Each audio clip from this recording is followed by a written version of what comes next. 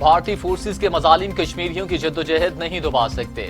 اقوام متحدہ کی قراردادوں کے مطابق کشمیریوں کی حمایت جاری رکھی جائے گی۔ عسکری قیادت کا عزم۔ Army chief general Qamar Javed Bajwa کی زیر صدارت کور کمانڈرز کانفرنس۔ کشمیریوں سے اظہار یکجہتی۔ بھارتی مظالم کے سامنے سیسا پھیلائی دیوار بنے بہادر کشمیریوں کو خراج تحسین پیش کیا گیا۔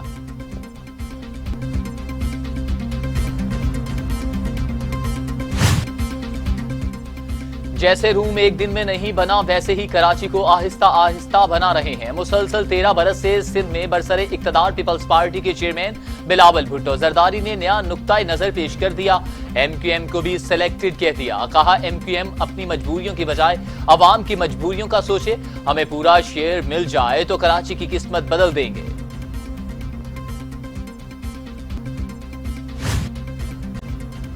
وزیر اعلیٰ سندھ مراد علی شاہ کہتے ہیں کہ سندھ کے دشمن سندھ کی ترقی نہیں دیکھ سکتے، ہر وقت تنقید کا نشانہ بنانے کی ہی منصوبہ بندی کرتے رہتے ہیں، تجاوزات کراتے بھی یہی ہیں، اور کہتے ہیں کہ سندھ حکومت نہیں ہٹاتی۔ پیپلز پارٹی سندھ کے عوام کے مسائل کے حل کے لیے بھرپور کوشش کر رہی ہے۔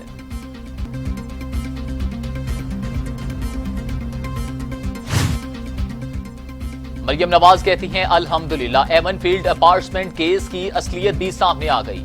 نواز شریف کی صداقت اور امانت داری کی گواہی قدرت دے رہی ہے۔ نواز شریف کی حکومت کا تختہ الٹنے اور انہیں انتخابی اور سیاسی میدان سے باہر رکھنے کے لیے جو مکروہ کھیل کھیلا گیا، اس کا ایک مہرہ سامنے آ رہا ہے۔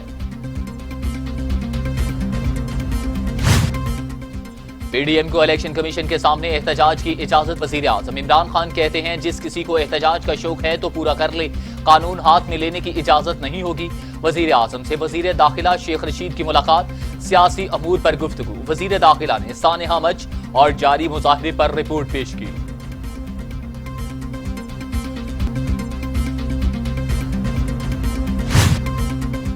وزیر اعظم عمران خان کے زیر صدارت وفاقی کابینہ کا اجلاس۔ پولیس اہلکاروں کی فائرنگ سے نوجوان کی ہلاکت پر وزراء کا شدید رد عمل۔ بابر رحمان نے اسامہ کے والدین کا موقف کابینہ میں پیش کیا۔ وزیر اعظم کا اظہار افسوس، کہا بے رحم لوگ پولیس میں نہیں ہونے چاہیے۔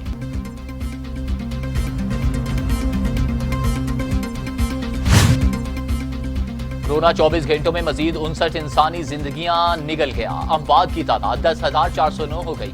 مزید 1,947 افراد میں کورونا کی تشخیص۔ مریضوں کی تعداد 4,90,476 تک جا پہنچی۔ 4,44,360 مریض صحت یاب، 35,707 زیر علاج۔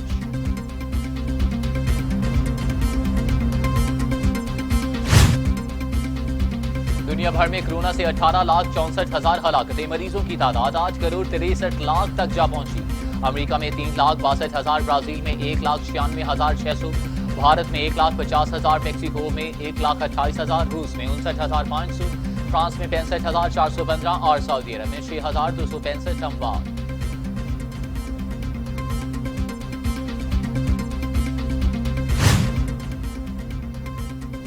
پنجاب میں اگلے تعلیمی سال سے پرائمری کلاسز کے لیے یکساں نصاب نافذ۔ وفاقی اور صوبائی حکومتوں نے منظوری دے دی۔ نصاب تمام سرکاری اور نجی تعلیمی اداروں اور دینی مدارس میں نافذ العمل ہوگا۔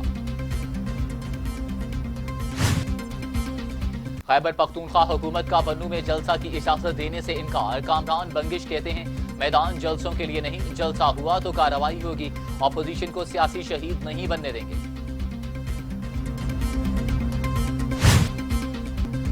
نواب شاہ کے قریب مہران ہائی وے پر 2 کاروں میں تصادم، 2 بچے جاں بحق، 4 افراد زخمی ہو گئے۔ زخمی اسپتال منتقل، حالت نازک۔ حادثہ تیز رفتاری کے باعث پیش آیا۔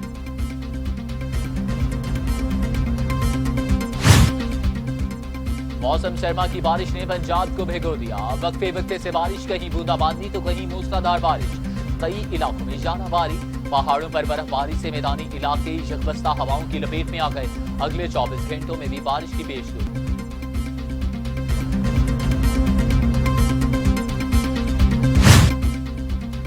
افغانستان میں قیام امن کا مشن بین الافغان مذاکرات کا سلسلہ دوحہ میں بحال۔ طالبان اور افغان حکومت کے درمیان مذاکرات کا سلسلہ 12 ستمبر کو شروع ہوا تھا۔ اب قیدیوں کی رہائی اور تشدد میں کمی زیر غور۔ 3.5 سال بعد قطر اور سعودی عرب کے درمیان تعلقات بحال۔ قطری امیر سعودی عرب پہنچ گئے۔ امیر قطر خلیج تعاون کونسل کے اجلاس میں شرکت کریں گے۔ سعودی ولی عہد محمد بن سلمان نے شیخ تمیم بن حماد آل ثانی کا استقبال کیا۔